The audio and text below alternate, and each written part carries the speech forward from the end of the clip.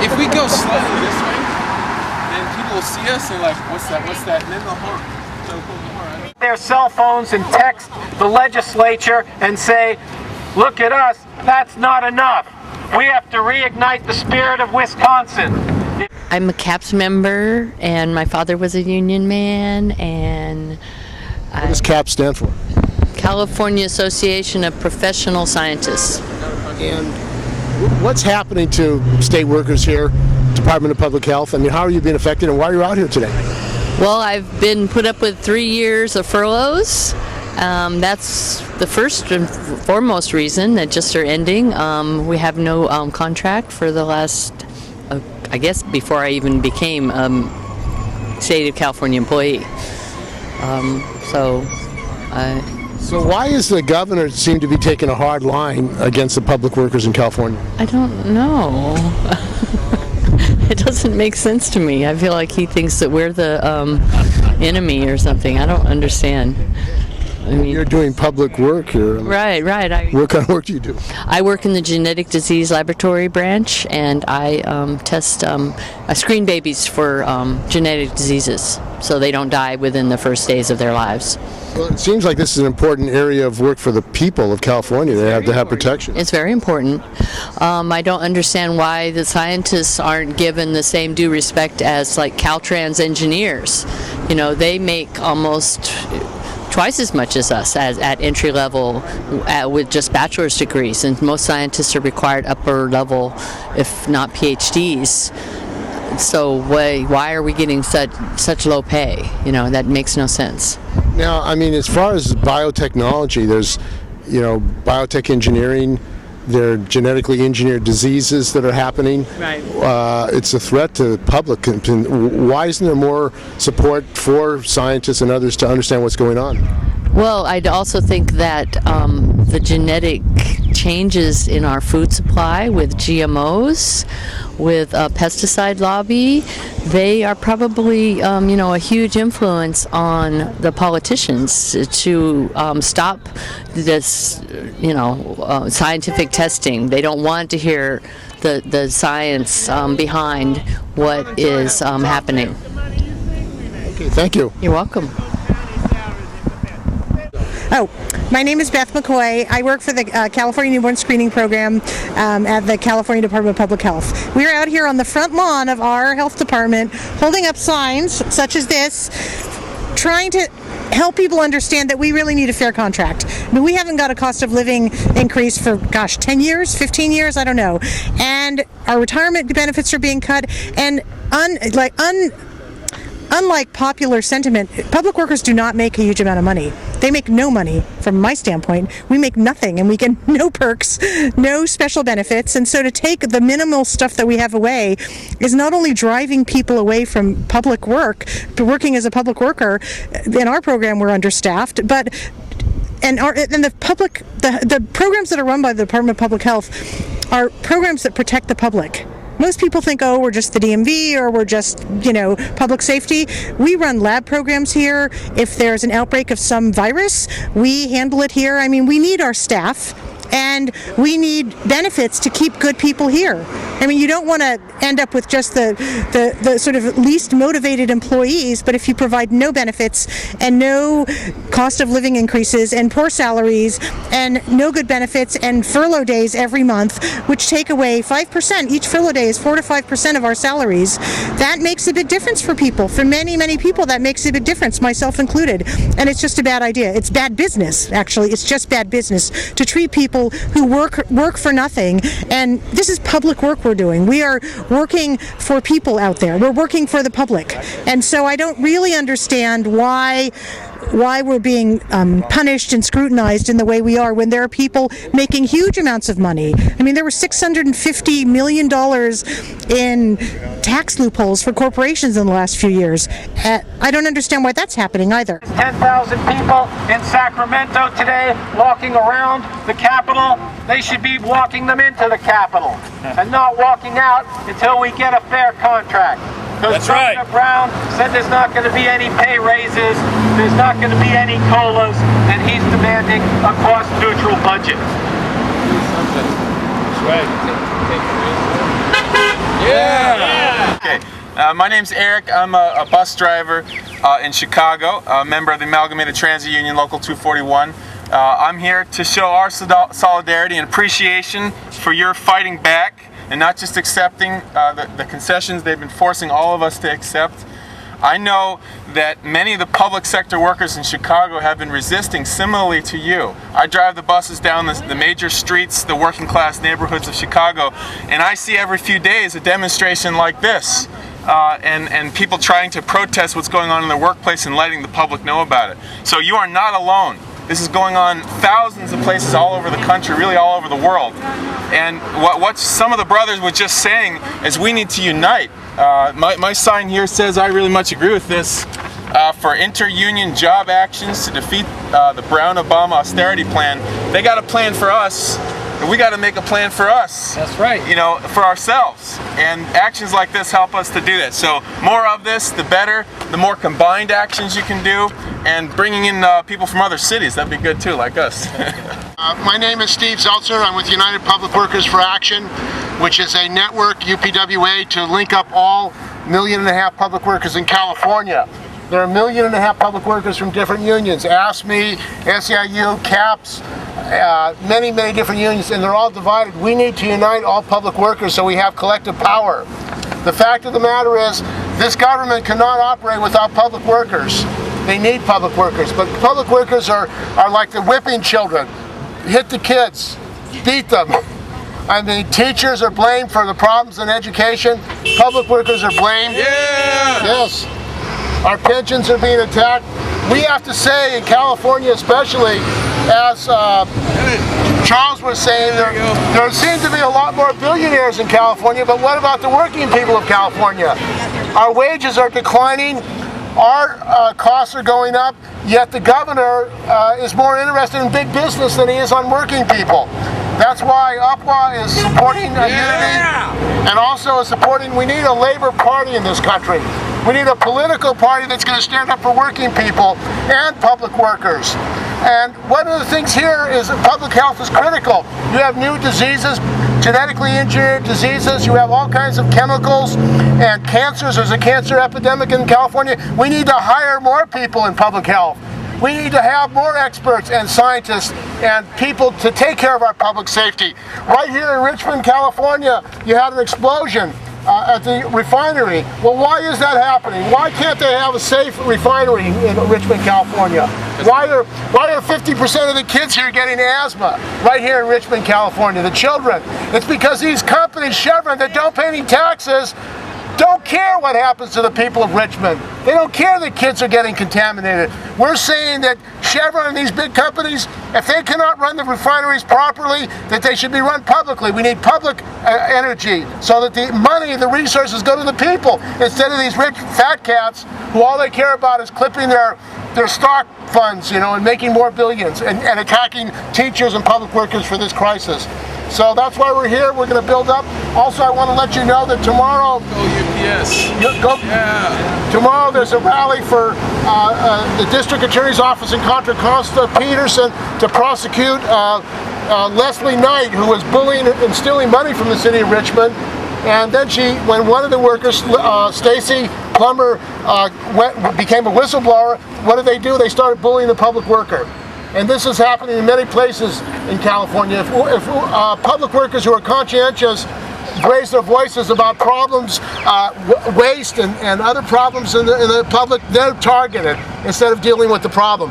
So there's going to be a demonstration tomorrow at noon at the District Attorney's Office. We're going to be demanding that the District Attorney of Costa County prosecute Human Resource Director Leslie Knight. Let's have some justice for public workers, stop the bullying and harassment, and let's have decent wages and conditions for public workers. Thank you. Come here and gather round the stage. The time has come for us to voice our rage. To those who have locked us in a cage and stole from us the value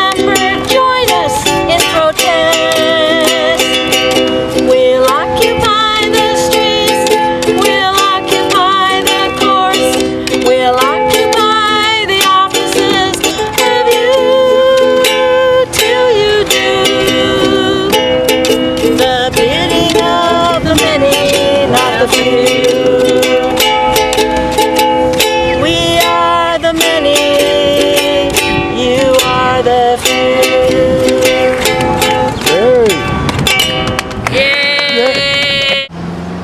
Our unions try to run from the responsibility of fighting for the least of us. We need to take our unions and turn them into organizing tools for the entire working class.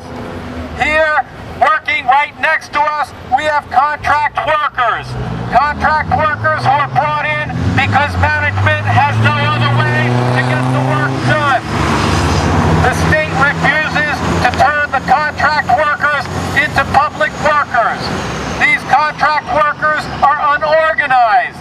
These contract workers do not have medical benefits when they retire. These contract workers do not pay into CalPERS. These contract workers only get a 401k. These contract workers are at-will employees. Management has the argument that they can't get the work done with contract employees. Contract employees should be for emergency only, but we have people working here 8, 9, 10 years, their whole career as at-will employees working for the state. We need to get these people their union rights, which means our unions have to organize all the contract employees to fight for union rights. We have to change our union leadership's hands-off attitude towards the contract workers and organize the contract workers and demand that they get compensatory years for the years that they were working without benefits. That's the way that our unions can show that they fight for everyone's interests, not just for their own interests. They also have to have unions that say we're going to fight for the interests of the entire working class and organize outside of our workplace. We're going to organize the unemployed. We got to organize against the home foreclosures.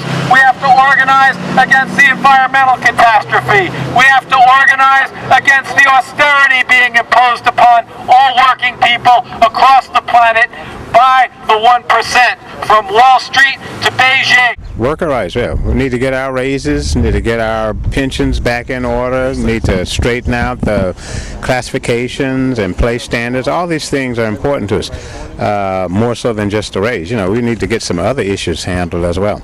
And that's why I'm here today. And I'm going to run for CAP's president. Okay. Yeah. And what is the Governor Brown saying? He's saying he can't afford to give you raises. What's the governor saying? He says he can't afford to give you raises or take care of the state employees? Well, I'm not so sure specifically that's what he's saying, but regardless of what they're saying, we are taking the the weight for all the losses and changes that have to be made. Doesn't really matter what he's saying. We're on the losing end. So what's happened since the last couple of years for state workers? Lost wages, lost pension, benefits by having to double that almost. And, we understand they lost money and all those kinds of things, right? But no thought patterns as to how that should be made up, and I think that funds were adequate anyway. In the past, when we've talked to PERS and so forth about pensions, and when they were not putting money in during the boom years, they told me that they don't need to put anything in. All they need to do is guarantee my pension when I, need it. And so it appears that they should have been putting stuff in, all right? And that is when you put in. When the thing's running, that's when markets change, and they ought to know that. And I just feel like on that level, they really managed our money. That's probably the most, devastating thing that has happened to the state workers is loss of pension money, doubling of pensions, these kinds of things. And then the just inadequate classification systems that we have, and not a standard approach to making classification determinations, these ad hoc approaches that end up in our classification schemes are not standard. And we just need to stick to what's basic and standard in terms of what people do and how to classify them, pretty much along the same lines as the federals do. And I think everything here would be working okay if we were doing that. But we just have all these alternative approaches by all these people who just for whatever reason have some stake in changing things and not really concerned about what really should be done. Thank you. Sort of like, we were having an artist around. paint a picture for us. It's kind of how that works with them right now. 300 workers burned up the other day.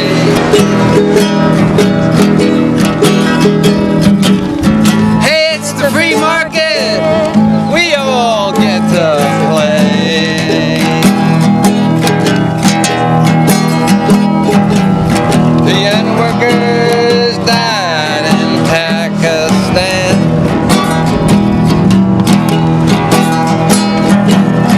300 workers died in Pakistan.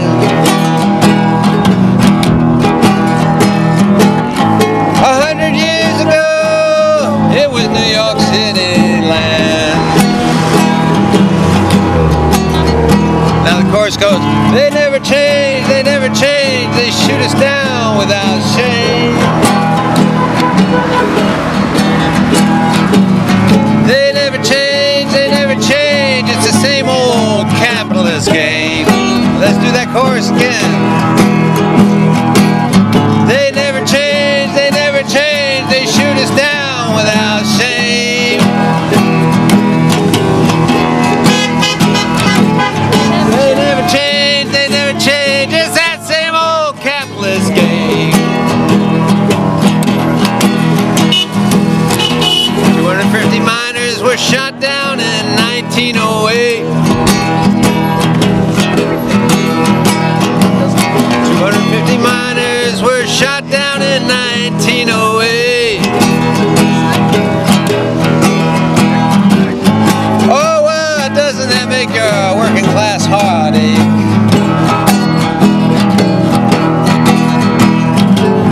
40 South African miners were shot down in 2012.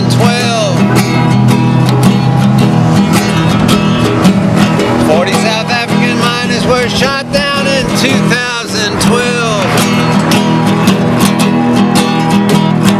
Hey, we got the power! We can rise up and send them bosses to hell. They never change, they never change, they shoot us down without shame.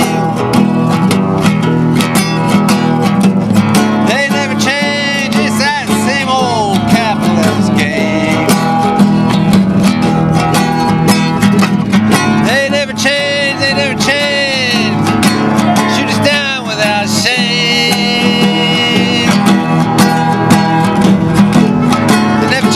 They never change, it's that same old capitalist game.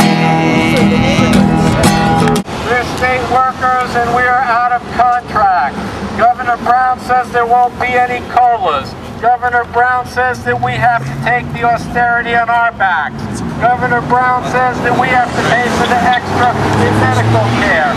Governor Brown says that we have to pay for the extra in pension, and we should take the risk of Wall Street in our pensions. Governor Brown is trying to destroy the defined pension program. The politicians across the board, Democratic and Republican, are imposing the austerity of the international capitalist crisis on the backs of workers, public workers, and in particular state workers, students, and teachers. We need to unite across all these layers of workers, public workers, state workers, municipal workers, students, and teachers to fight against the austerity. We know that in this austerity, the 1% are getting richer and richer. There were only 84 billionaires in California at the beginning of the crisis. There are now 100 billionaires in the state of California. We know who made those other 50 billionaires. We made the billionaires by taking concessionary contracts. We have to stop taking concessionary contracts.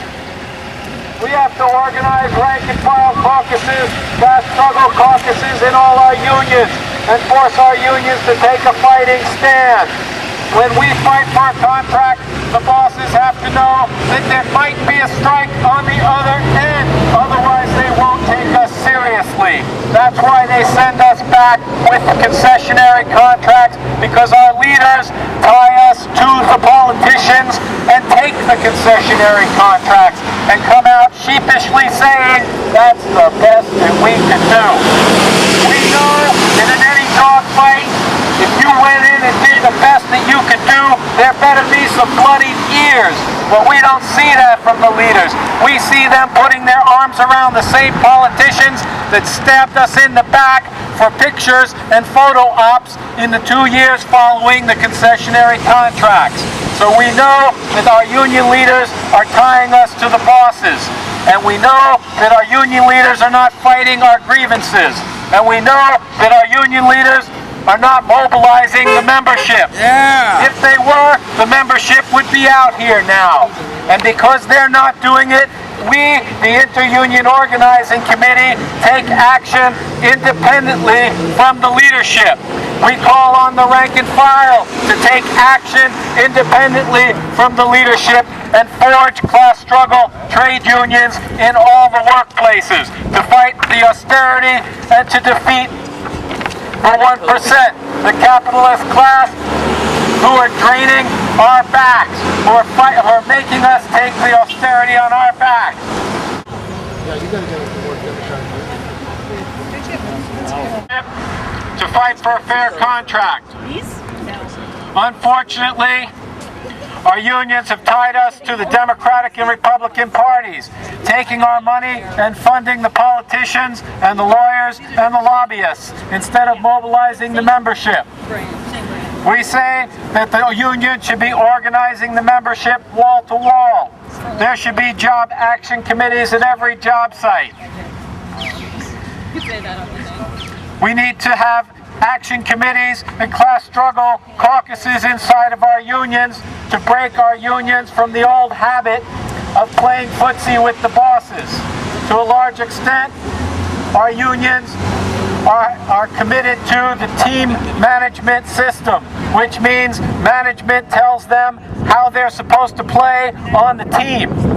And then they keep us in line by taking our dues dollars and taking our energy and funneling it to the politicians and the lawyers and the lobbyists. We need to take independent action to mobilize state workers, public workers, and all our allies across the working class, across the state of California, to take action against the austerity. We know that state workers and public workers and teachers and students aren't the only people feeling the austerity. But we know that our unions and our organizations have the strength and the ability to mobilize beyond themselves to organize a fight against the 1%. In California, at the beginning of this crisis, there were 84 billionaires. Then they imposed the austerity on us. Now there are 100 billionaires. One has to wonder where that money came from. Where can the money come from to get us our COLAs that we're behind for the last 10 years, 23%. It has to come from the 1%. We've been paying, we shared the pain, and we need to mobilize to win back what has been taken away from the state workers and the public workers and the schools. Only if we unite across all sectors of public work, with the private sector, with the workers who are unemployed, with the students, with the elderly who have their programs cut, with the disabled who have their programs cut, only then are we going to be able to win.